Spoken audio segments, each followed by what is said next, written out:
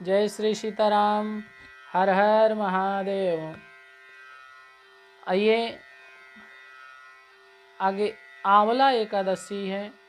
और आंवला एकादशी कब होती है, किस माह में होती है, और आंवला एकादशी का व्रत कैसे करना चाहिए, इस दिन पूजन क्या करना चाहिए, आंवला एकादशी के दिन फलाहार क्या करना चाहिए, जानते हैं। भगवान नारायण के सभी वैष्णव भक्त एकादशी का व्रत करते हैं। और एकादशियों में से फाल्गुन मास के शुक्ल पक्ष की जो एकादशी तिथि है उसे हम आंवली एकादशी के नाम से जानते हैं। यह व्रत सभी व्रतों में से उत्तम है। यूँ तो भगवान नारायण के सभी व्रत उत्तम हैं, परंतु अन्य व्रतों की अपेक्षा आंवला एकादशी बड़ी महत्वदायक है, पुण्यदायक है। इस दिन आंवले के वृक्ष का पूजन किया जाता है और आंवले के वृक्ष के नीचे कलश स्थापित करके धूप दीप नैवेद्य से परशुराम भगवान की पूजा करनी चाहिए। अच्छा, इस आंवला एकादशी व्रत का फल क्या है? तो जो व्यक्ति धर्म से नियम से आंवला एकादशी का व्रत करते हैं तो उनको भगवान नारायण की कृपा से मोक्ष भी प्राप्त होता है।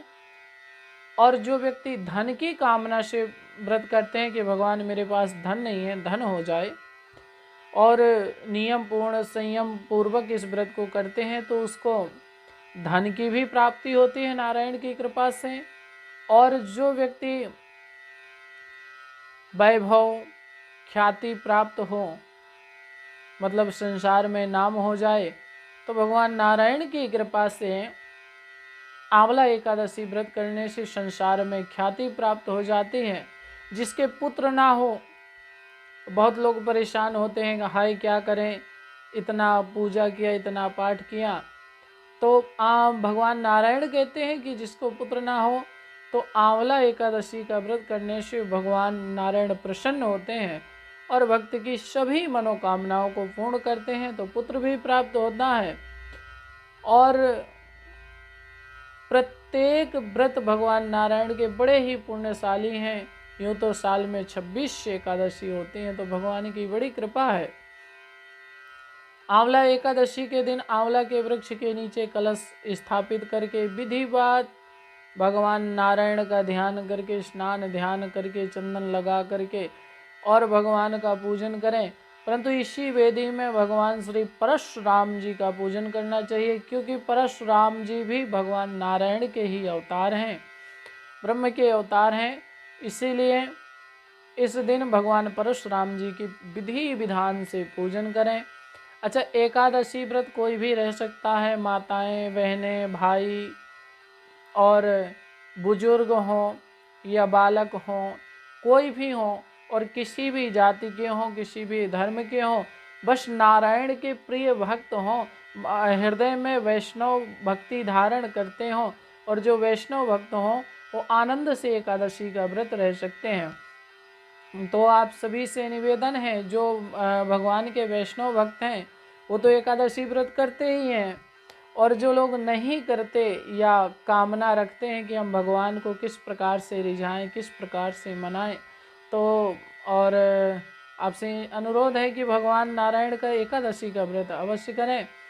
और जो लोग कामना करते हैं, परेशान रहते हैं, कोई कहता है मेरी कुंडली खराब है, कोई कहता है मेरे पड़ोसी खराब हैं, कोई कहता है मेरे घर वाले खराब हैं और रिश्तेदार खराब हैं, तो देखिए थोड़ी थोड़ी बुराई तो सभी में होती है, परंतु इन बुराइयों से बचने के लिए और इस कलयुग का घोर कलिकाल हमारे ऊपर प्रभाव न डाल सके, हम कलयुग के नियमों से, कलयुग के क्लेश से परेशान न हो सके, इसलिए हमें भगवान नारायण की उपासना करना चाहिए, एकादशी का व्रत करना चाहिए।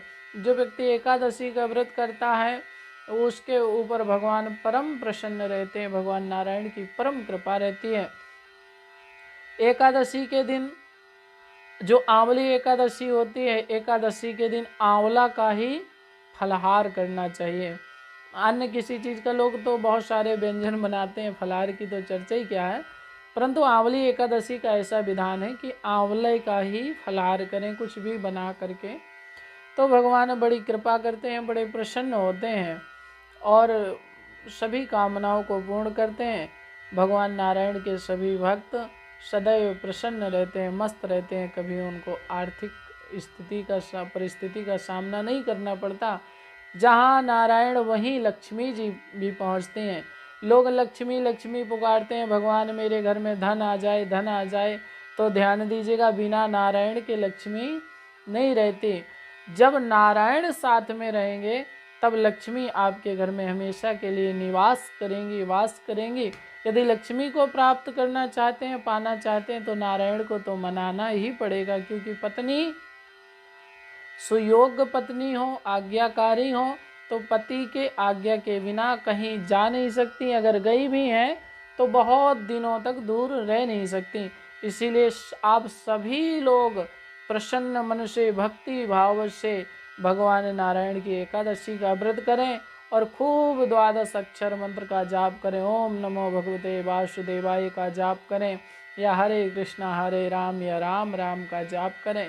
और यूं ही धीरे धीरे ये जीवन बीत जाएगा, परंतु खूब आनंद आएगा। जो भगवान की शरण में रहते हैं, भगवान उनके ऊपर सदैव कृपा करते हैं, प्रसन्न रहते हैं।